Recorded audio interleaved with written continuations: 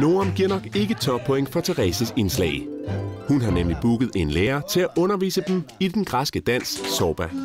3, og vi drejer. 1, 2, Nå, okay. 3. Jeg må indrømme, at jeg havde en lille smule luret det, fordi at, jeg ved, at Therese er gammel danser. Og så tænker jeg, Grækenland, Zorba, kædedans, selvfølgelig. Og drej. Jeg vil gerne vide, hvornår jeg knipser. Der er ikke så meget plads. Jeg er bare ikke den store danser. Altså, jeg kunne bare ikke finde ud af det. Jeg kunne ikke lide, hvis jeg ikke havde øjne, så ville jeg være fuldstændig lost. 3. Det er jo skide svært at danse eller græske dans. Altså, helt ærligt, så besværligt, eller så svært er det jo ikke, når man kigger på selve trinene. Men det her med, at man skal også holde ved nogen på samme tid.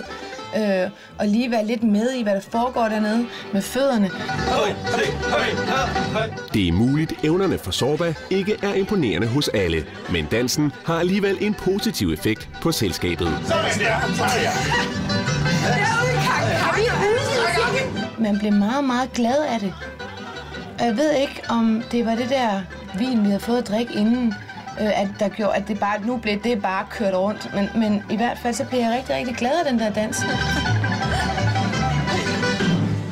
Yeah! Ej, hvor dejligt. Tak, Tom.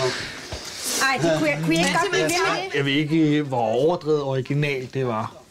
Men jeg synes, det var voldsomt hyggeligt. Det havde jeg aldrig troet, at jeg ville komme til at prøve. Jeg må indrømme, det var meget hyggeligt. Det var det.